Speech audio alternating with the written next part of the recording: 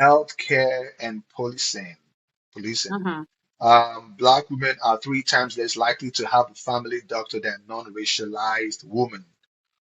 Mm. Black males are 3 times more likely to be stopped by the police in Toronto than other groups. This is Mm. just Toronto, taking Toronto Yeah, as a yeah, case study, yeah. right?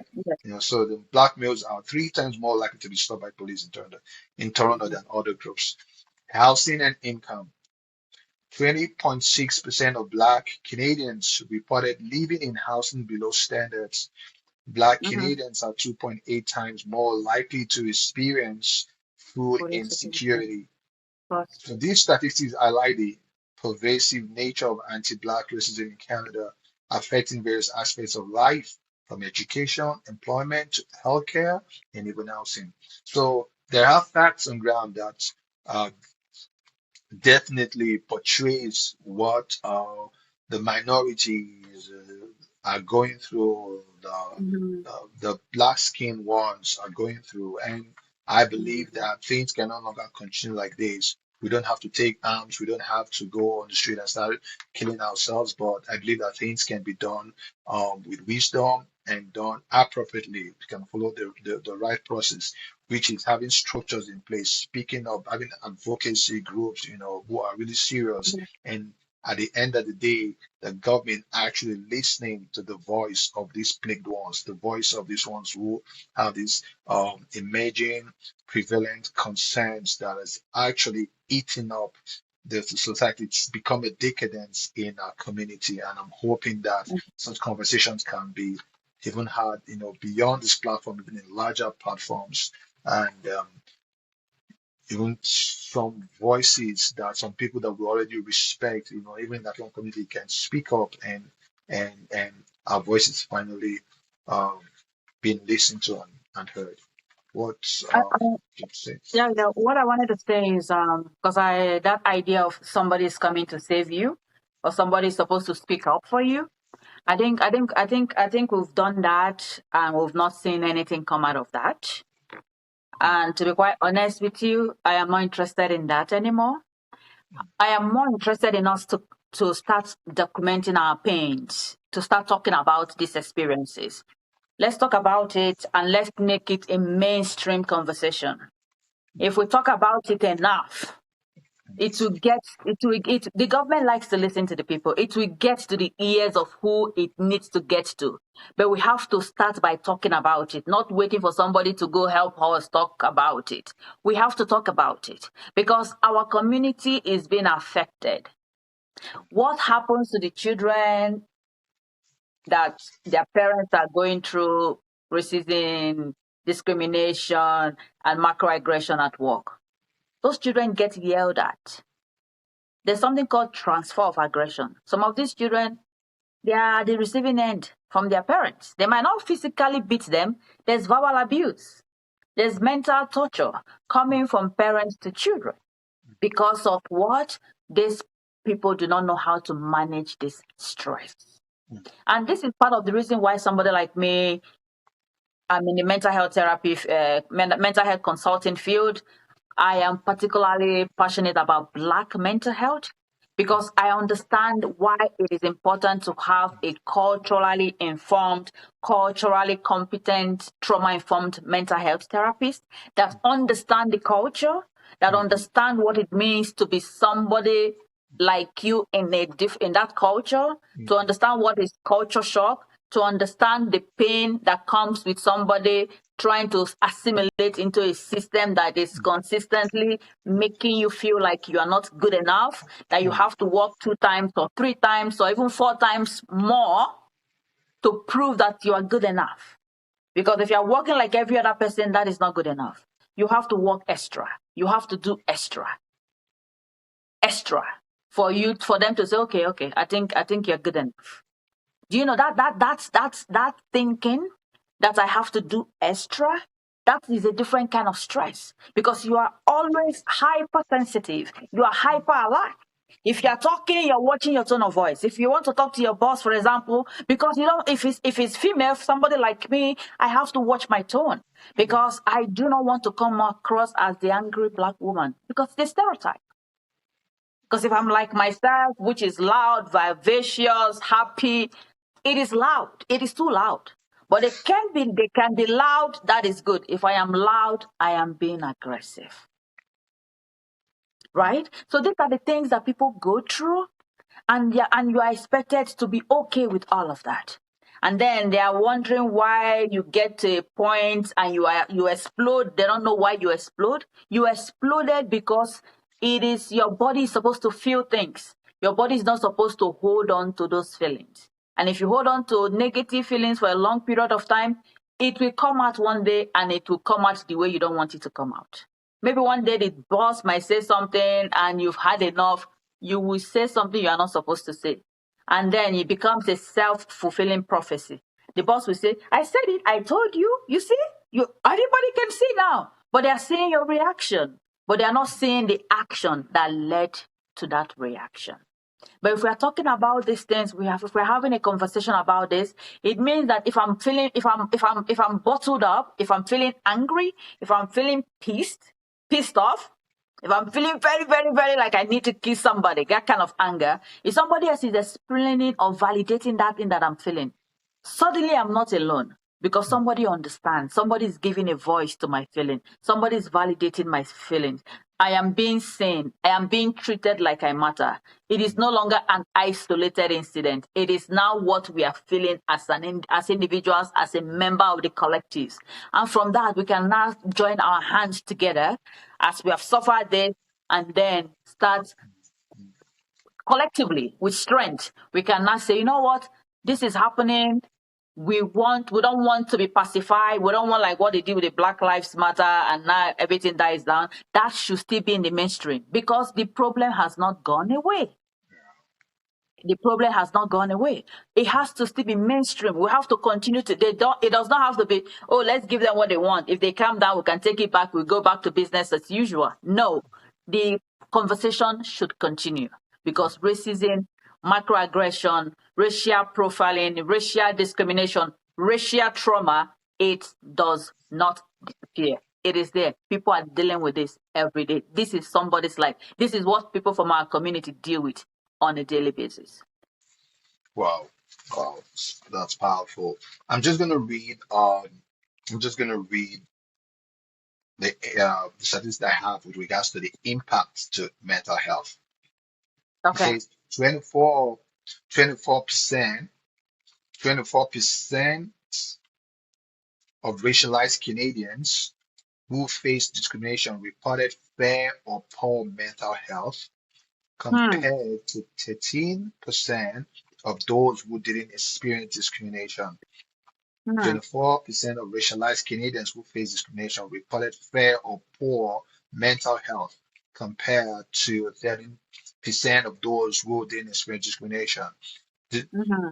Discrimination victims were less likely to report high life satisfaction, 33%, compared to those without discrimination experiences, which are 50%. Hmm. I want to ask you, it's sad that um, when a nation where mental health is being cried, it's a big deal, but it looks like certain minorities don't seem to experience their own positive attention to mental health. I want to ask you, do you think it's possible to be eradicated? What's it Microaggression? supposed Do you think microaggression and subtle discrimination or systematic discrimination can be I don't eradicated? no, I don't think so. It's like somebody who said, do you think there's a cure for racism? No, I don't. But if we collectively demand that we don't allow it in a workplace or in public setup, and if there's a law in place and if there's a certain consequences that people face and Yeah. there's a way to follow through for on that, Yeah. right? If people like it's like when you say drunk driving, people are still drinking. But Yeah. they know when they are being caught, they know what is going to happen to them. You lose your license, right? So those kind of laws is what we are hoping we continue. Those kind that is what conversation gets you for Yeah. some laws to put in place.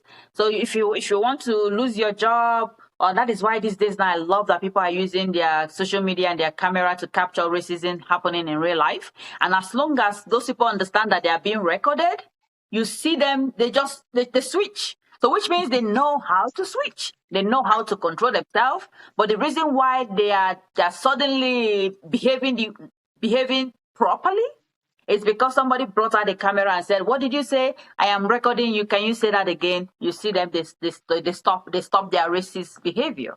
So can we eradicate it? It will be hard, but can we put things in place to make sure that people face consequences for bad behavior? Yes, we should. Because it's not just we that is suffering now. We have generational trauma. We have children that are coming in and they're inheriting what they don't understand. They are noticing that there's hierarchy, there's what is called, there's a social hierarchy, and they are noticing because they are black, because they are dark skinned, that they are at the bottom of the hierarchy. That idea on its own, it is enough to create low self-esteem. And which can, when you listen, when you are being exposed again and again, it could also lead to internalized racism. Where you internalize racism, you are not the one telling yourself you are a fool, you are this, you are that. You are saying it to yourself because you have internalized it. That is what overexposure does to people. Wow. Because people don't know what to do. What do I do? Where do I go for help? Where do I go for help? That is why sometimes there are some people that call me. Sometimes I offer pro bono services. If I notice that you need it, I just see it as I'm doing the lost work. I'm doing free work for my community, right? I Yeah. do that so that people can understand that there's somebody that understands this level of pain and this level of frustration. And I hope that some other black people, black mental health therapists, we do some pro bono work within the community to help people within that community, especially people that are going through racial discrimination, microaggression, or people that are dealing with racial trauma, which is another form of PTSD that comes from overexposure to discrimination. Mm. That's Because that. but the reason why I wanted to talk about this is I just want to read real quick because I know we are running out of time.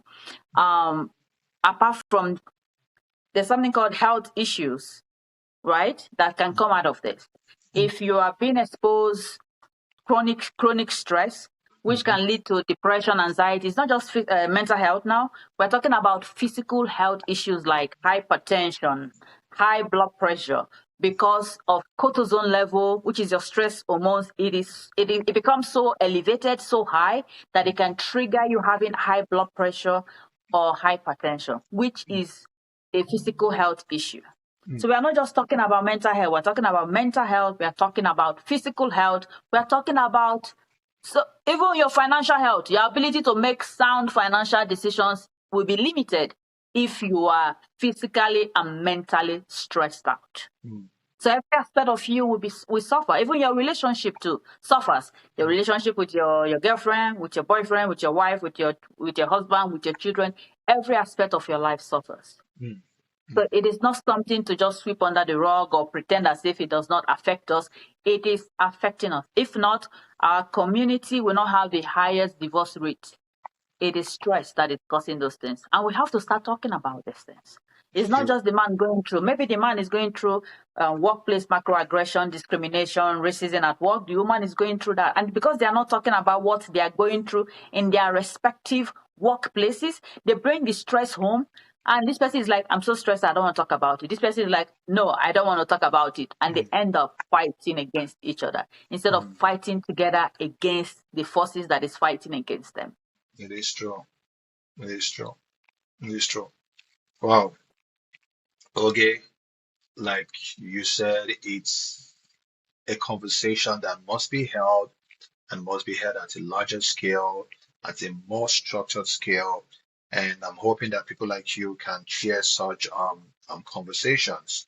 Uh, We are just a platform that hopes to use our voice and our platform to air the grievances and the concerns of our people, of all minorities here in North America, in the United States, or in America, or in Canada as well. So I want to say that with conversation is some such thing that we will have to have another day. But Of thank you course. very much for your voice and your deep insights, and also very importantly, your passion, to see that it is eliminated, it is mitigated, people are aware and people become intentional about it and conscious about it. Government takes full responsibility, and uh, we ourselves, minorities, Black Africans, who have begin to educate ourselves and begin to advocate for ourselves. If you don't speak up for yourself, no one might speak up for you. And so, thank you for um, gracing this session, speaking on microaggressions, subtle discrimination, system discrimination against the minorities and the Black people as well. Thank you so very much, Ogeh Cynthia. Do you have any final words for uh, viewers and listeners? Um, I want to start by saying thank you, thank you, thank you, thank you for having me here, and thank you for creating a safe space for us to have this honest conversation, which is hard conversation. And thank you for your passion for uniting families Mhm. and creating a space where families can come and maybe listen to other experts or other speakers and maybe learn a thing or two that they can take back to their own family and hopefully start the Yeah, healing process. Because whether you yeah, want to see yourself as a healer or not, you are running a healing ministry because there's passion, there's love with what it is that you are doing. yeah, And just like me as a therapist, I derive so much joy. I like to call it extravagant joy, the joy that is so large and big when I'm able to help people to heal. So that is what I do on my day-to-day work. I help people to find healing or to heal because I strongly believe that if I can help one person who yeah, comes from a family to heal, yeah, that person takes that back to the family. The family is being impacted because somebody is yeah, bringing something new back to the family. And the yeah, family dynamic shifts or changes. It yeah, changes in such a way that the family being a part of a community. If that family changes and they spread out light to the community starts seeing a different light and the community starts changing and the community starts transforming. And that is how change start from one person and spread to the world. And I believe that one person can get two, two can get 10, 10 can get 10,000. yeah. Two of us can get 10, 10 of us can get 10,000. Let us continue to have hard conversations that is honest, and let Mhm. us continue to see ourselves in other people, and let us continue to work on ourselves. Let us do trauma therapy. Let us find our own healing. Let us confront our own trauma so we don't end up destroying the people we are supposed to love. That is the goal. And That thank you is again for having me. so powerful, such elegant, such a profound ending, such a beautiful icing on the cake. Thank you so very much. I appreciate you, Ogeh Cynthia, mental health therapist, uh, wife, mother, passionate, transformational leader. Thank you so very much for believing in your people, believing in your heartbeats, and we are all working together to see that it comes to pass. Thank you very much. And we will call it today on today's session of the podcast. Thank you very much. Thank